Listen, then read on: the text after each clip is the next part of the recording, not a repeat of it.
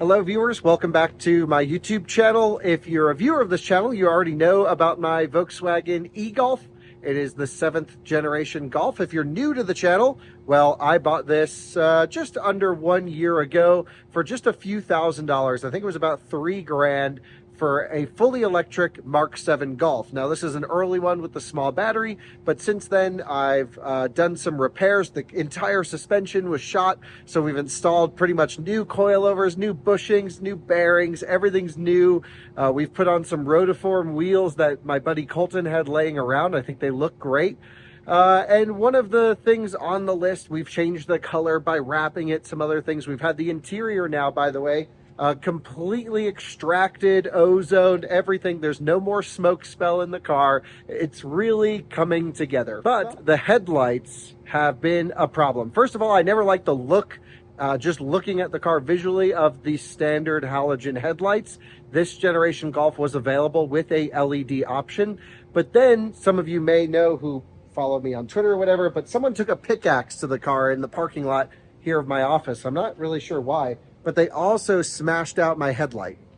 And that was really the final straw to say, okay, let's upgrade the headlights with some aftermarket LED versions. I could have gotten a brand new halogen one for about $300, but for another couple $100 on top of that, I'm actually able to do the LED retrofit, and I'll show you those that I have over here. So that's what we're going to do in this video. I'm not very mechanically inclined, but I think it's just a few bolts. I should be able to get the headlights swapped out. If anything, it'll just be kind of fun to join me on this process. So let's do it. Okay, viewers, this is the e-Golf, and you can see the headlights are just kind of a little bit ratty. This car, for an electric Golf, surprisingly, has 126,000 miles on it. So that is a lot of miles. But I just had the interior fully deep cleaned, professionally cleaned, and ozoned and smell gone and everything. And now it just smells like nothing, which is exactly what I was looking for.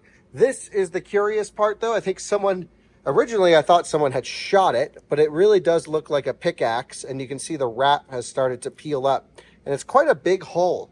And I think it was just a single big hit, because there's no real entry beyond that. But to pierce the hood is crazy. I have no idea what happened. And crazier than that is we had other more expensive cars parked next to it.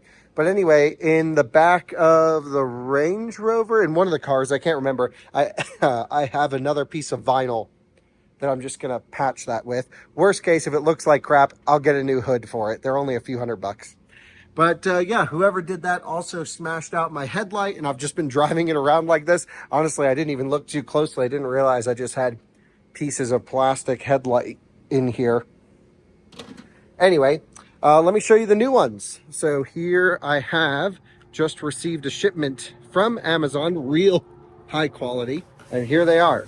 And the reason I went for these, I'll just explain that very quickly, is a lot of Golf GTI owners are upgrading their headlights, and they have a red stripe that goes across, and they want the red stripe in the LEDs. And I was going to go with just a chrome stripe to match the Golf R.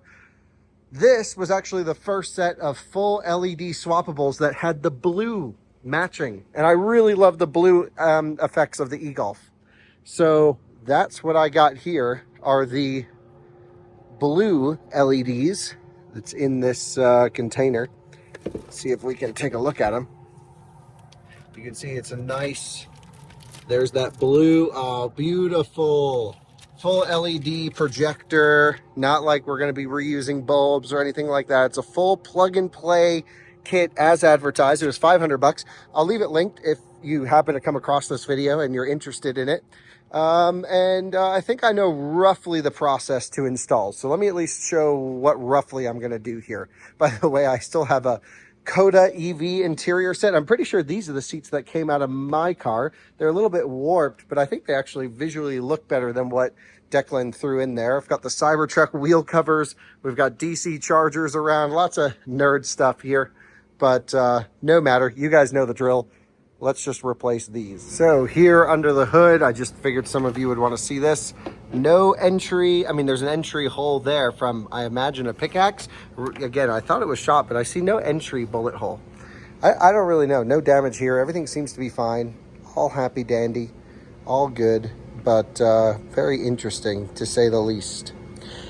Anyway, I'm going to remove this grill component, and then I think there's like 4 or 5 different bolts. There's one annoyingly under the bumper here, so I'm going to need to turn the wheel all the way, or maybe even jack up this side of the car and take the wheel off to get access, which is fine. I have all the tools needed in order to do that. And yeah, there's really not much going on under the hood of the e-Golf. So I'm going to get to work, crank away on this. If you're really curious about a tutorial on it, there's plenty of videos online. This is not going to be a tutorial, so feel free to check out how to replace Mark 7 Golf headlights. There's like 50 videos out there. Honestly, that's what I'm watching to do this job here. Okay, just about, I don't know, 15 minutes later, we have the first headlight out, and it was really easy. Honestly, just one connection, and I had to pop the bumper on this side, but I've seen so many videos of people having to remove the front bumper, and I was like, I don't want to do that. I found one video where they're like, the bumper is pretty strong, you can just pry on it. My view, this car is so cheap, I don't really care too much about it. So rather than removing the bumper and having to disconnect my e-Golf lights down there and all that stuff, well, this just popped right out and we have it removed. So now what I need to do is grab the new headlight for the passenger side and install it. So this should be pretty cool. Hopefully it has the same wiring harness and everything. I'm guessing it does, but we'll see here in a moment. So here is the connection that goes right into that harness right there. And I think I'm just gonna throw it in. There's some adjustment screws. Gonna get the placement dialed in so the body panel fitment isn't too bad, and then we'll plug it in, see if it works. All right, well, I threw that other one in there and I dropped one bolt, so there's only 3 instead of 4 bolts holding the light in, but I think it's pretty solid. I've got it plugged in. I just plugged in the harness right here. I haven't tried it yet, so let's see if there's any fault codes or anything. That honestly wasn't too bad. If I'm able to do it, really anyone can. So let's turn on the Golf. Okay. No issues as of yet. Lights on. No issues as of yet. I can see the lights on. I can see the LED shining. Let's go take a look. Dang. No sparks are flying. Oh, dang. Look at that. What a difference. Holy smokes. That looks so much better. And the color temperatures don't totally match between the e-Golf light bar and the LED, but holy smokes, that is 10 times nicer. Wow, okay.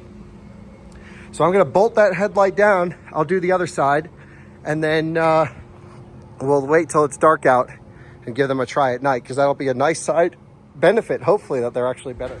So Kyle has done it. Of course, there's some screws missing, but what's a DIY project without a couple screws missing? Looking good. Wow. All works? All works.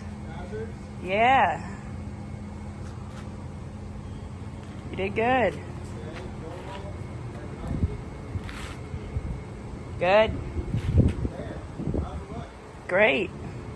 Good. Almost as good as the hole in the middle. Damn, they look so good on, and I just love this blue and the continuation of the blue with the e-Golf. All works perfectly. So I would say successful job, partially not so well done, but it is done and it is functional.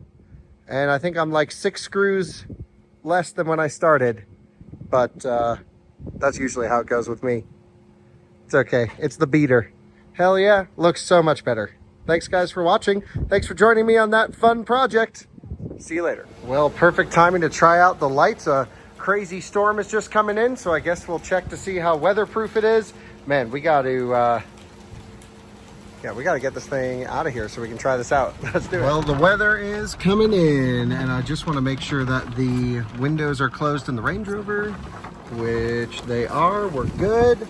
Nice. Okay, so let's not crash here. Let's go park this thing up against the wall and actually see the headlight alignment. From here, It's honestly looking pretty perfect. You always want it a little bit higher on the right side than the left side. So that is the low beam alignment.